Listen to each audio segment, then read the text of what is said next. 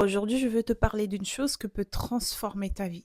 Et la vidéo d'aujourd'hui, elle est très intéressante parce qu'aujourd'hui, j'ai envie de te parler d'un sujet qui m'a beaucoup parlé pendant tout au long de cette semaine. Le thème de cette vidéo, c'est la loi du détachement. Alors, qu'est-ce que c'est la loi de détachement? C'est le fait que on ne peut pas obtenir ce qu'on veut si on s'accroche trop au résultat de la chose qu'on veut. En fait, cette loi, elle consiste à agir, à faire des efforts, tout en laissant aller le besoin de tout contrôler, de vouloir tout contrôler à tout prix, quoi. Pour les gens qui pensent que le fait d'être totalement détaché, ça fait de cette personne trop froide, elle est super distante, elle est évitante.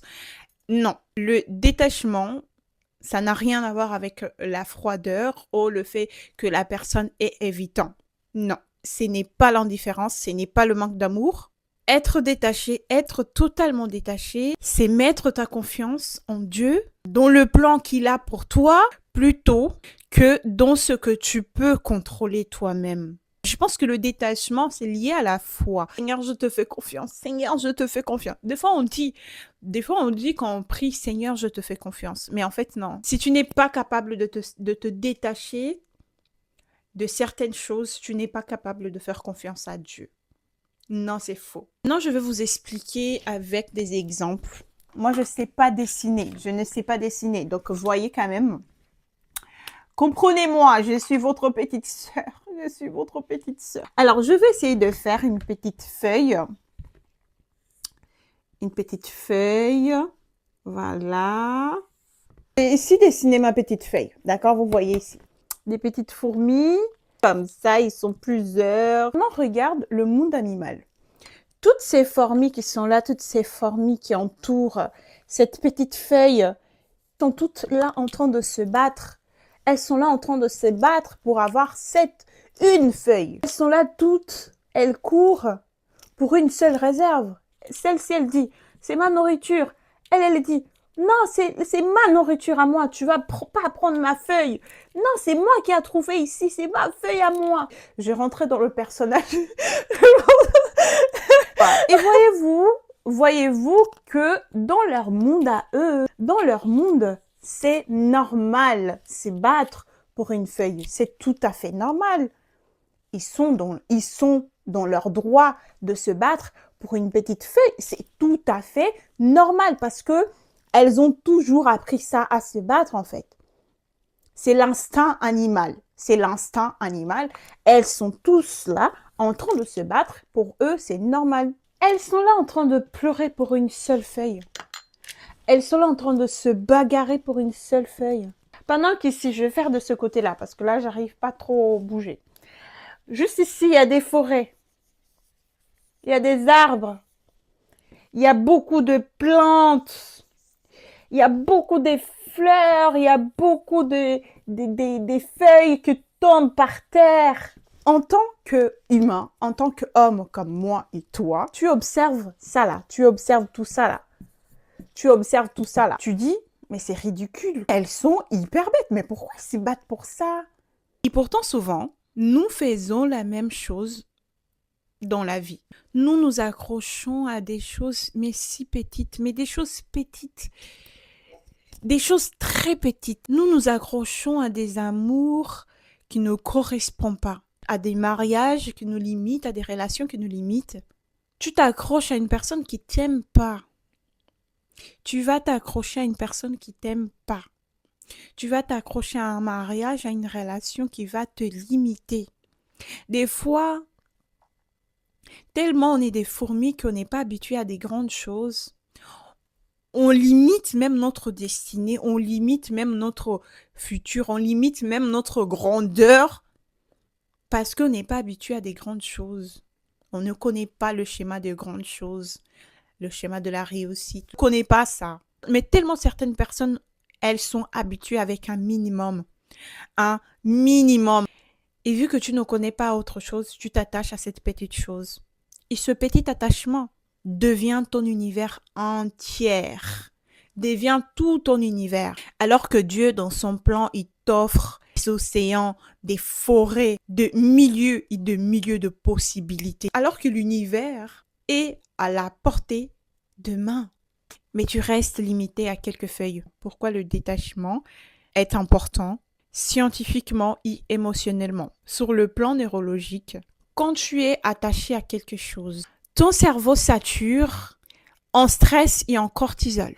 Ton esprit devient limité parce que le champ visuel dont tu es maintenant, c'est limité. Et au final, tu n'arrives plus à percevoir les opportunités et les solutions. Et émotionnellement, l'attachement, elle peut créer de la peur constante de perdre ce que tu possèdes, frustration, la tristesse, la colère. En fait, c'est quelque chose qui n'est pas lié à Dieu, je vous promets. Et parfois même un sentiment de insécurité. Et c'est un cycle que peut durer très longtemps. Ça peut durer très longtemps, très longtemps. Surtout si tu n'apprends pas à lâcher prise et remettre ta vie en Dieu, ça peut prendre beaucoup, beaucoup de temps. Même si on regarde dans une perspective chrétienne, Jésus nous enseigne souvent à ne pas s'attacher aux choses de ce monde. Jamais s'attacher aux choses de ce monde. Quand il parle des choses de ce monde, c'est pas seulement matériel, immatériel, c'est aussi les hommes. C'est aussi les hommes. Faut pas s'attacher aux hommes. Et quand tu fais confiance à Dieu et tu te détaches des limites humaines, tu te détaches des attentes humaines, tu découvres ta paix intérieure, une vision plus claire de ce qui est vraiment important dans ta vie. La possibilité d'aimer pleinement, sans peur ni contrôler. Ça, c'est super dangereux parce que quand tu es trop sur l'attachement excessif, tu as trop peur, trop peur que la personne te trompe, trop peur que la personne te quitte, trop peur que la personne trouve quelqu'un d'autre mieux que toi. T'as trop peur et tu finis pour gâcher tout en fait. Donc quand tu es détaché des choses du monde et tu es attaché aux choses de Dieu, c'est autre chose.